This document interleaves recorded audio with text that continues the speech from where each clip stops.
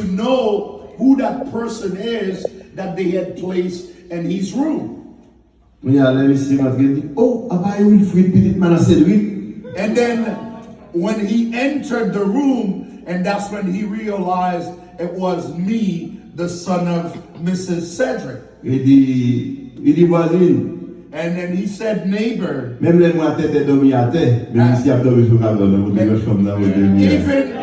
if my wife and I were to sleep on the floor, but this guy, he will sleep on our bed. And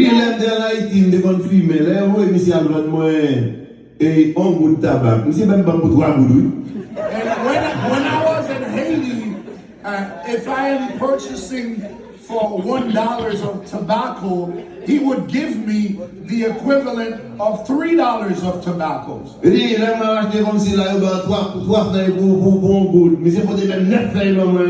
if 3 leaves of tobacco would cost me $1, he would actually give me 9 leaves of tobacco for that $1.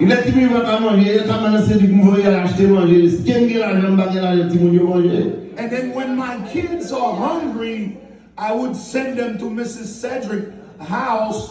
Whether I have money or not, they will receive food. You see how love is being manifested. My mother at the time did not know I was going to be in that situation. But God had given her the love to basically share with others. And at the appointed time, her son benefited from that love that she had been sharing. And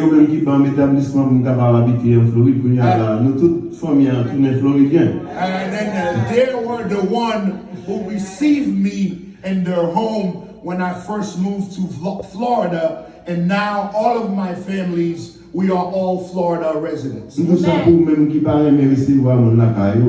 reason I'm mentioning this to you is for those of you who do not have the love to receive others in their own home. And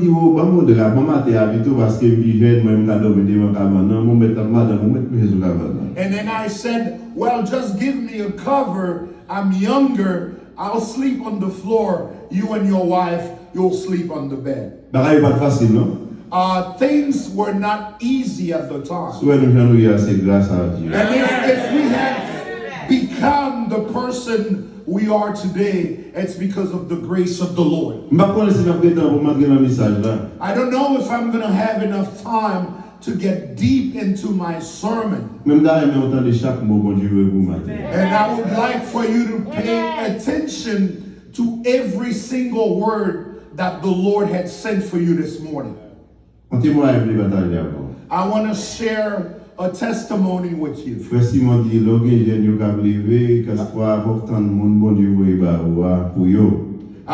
Brother Simon said, when you are raising young members of your family or the church, you need to wait on a messenger that will send the appropriate message.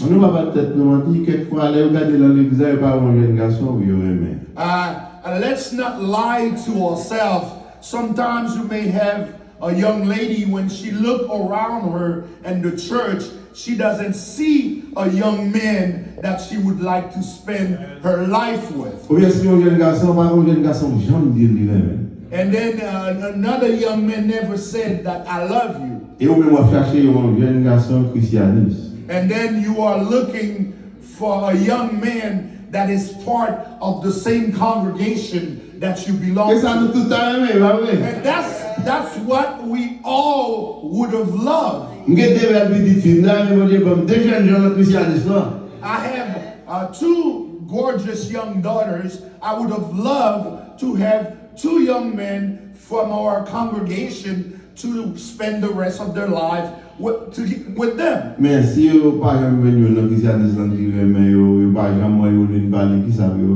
And if they don't encounter someone from the same congregation that they love, then what do you want them to do? The reason I'm saying this to you, I want to share the story of a friend of mine with you. We were working at the same place. And then we always take our lunch break together. And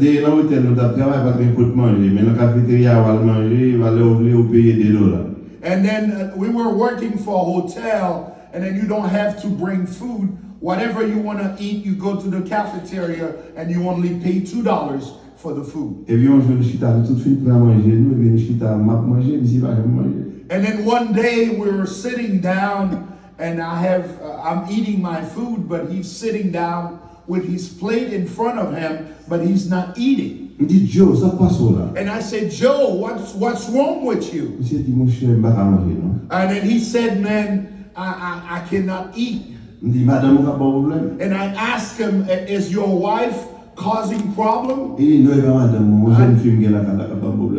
he said, no, it's not my wife. I have a young lady at the house, and she's the source of my headaches. And then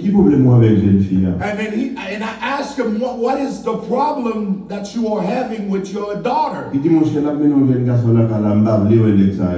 then he told me, she's bringing a young man to the house, and the kind of person that she's bringing in, those are not the type of people that I want her to hang out with. And then all the time I talk to her about the same thing, but she refused to break the relationship. And I said, what's wrong with the guy? And then he said, those men with all their dreadlocks and then their hair, real long hair, I don't want to see these people in my home. And I said, Joe, what do you do for work? And he said, whenever he sees me coming into the house, he would leave and not stay. And then I said, Joe, do you want my advice? And then he said, please help me. And then I told him, whenever you going home, if you saw him running, just tell him, stop, don't run, come here. And start talking to him. And then I told him the reason why he's running is because his daughter said you don't like him. That's why he's running. And then the fact that the girl loves his boyfriend, there's nothing you can do in the matter. And then I told him, what you want to do in this situation is to start a conversation with the young man.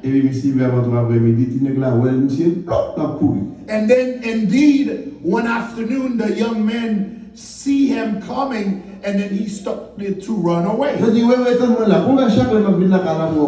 then he said, wait, every time I'm coming at the home, and then you're running away. And then he said, Uncle, my girlfriend told me you don't like me. That's why I'm running away. And then Joe said, come here. Let's sit down. Let's talk. And then after he came and sat down, and then Joe asked him who his parents were, and then he told him who the parents were. And then Joe told him, I know you're a good-looking young man, but one thing about you I don't like is the fact that you have dreadlocks. And then he said, indeed, Uncle? It's just the hair that you don't like? And then he left. On Saturday, Joe realized there's a young, good-looking man coming towards him with no hair. Et puis il paraît sur lui, dit tonton, pour nous même hier. And then he said, Uncle, now you love me now the way I am without the hair? Je dis, yes, certainement, moi, pour nous amener parents. And Joe said, indeed, I love you the way you are. Now I want to meet your parents. Vous connaissez ça dans l'histoire? And you know what I'm trying for you to teach you in that story? Il s'est marié à fille. And now he married the young lady. Et marié là, on a dit que 50 personnes là. The wedding was supposed to be a wedding for 50 people for the reception. Seulement la famille, il y a plus de 80 personnes là.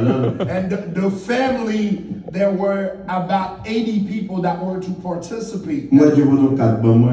And then Joe brought me an invitation card. Il dit comme ça, je quitte mon famille à terre pour mettre en dedans. And Joe said, I left family members aside so I can enter your name into the guest list. Il dit mariage ça c'est où faire. And he told me this marriage that we are celebrating today is really because of your advice. Il dit m'pa vlo pas là. And I want you to be there. Ça 4 quoi madame. And then that's an invitation card for you and your wife to be there. Dans moment madame va caler nous quand il garçon dans des tout petit mettez la côté mais puis dans le mariage là. At the time, my wife could not participate in the wedding, but I took my son and brought him with me over there. Vous avez belle histoire. You know what's the most beautiful part about that story? Je te gagne 2 gens. At the time, Joe had 2 young men of his own in that home. Et puis il fait cheveux bien belles. And then he cut their hair very well. Maintenant on l'église chaque dimanche. And then he would bring those 2 young men to church every Sunday. Frère Christophe connaît Dieu, bah tu passer visiter l'église là. Brother Chris Ford know who Joe is because he always stopped by to visit our church. Et puis quand il y a là, messieurs commence grand, ils commencent à faire jouer Dieu-même. And then as these young men who are Joe's own kids are getting older, these young men now are basically wearing dreadlocks themselves. Ils commencent à tomber dans le bois. And then they start falling and using drugs. Il y a un qui tué tête en bon train. One of them committed suicide on a train track.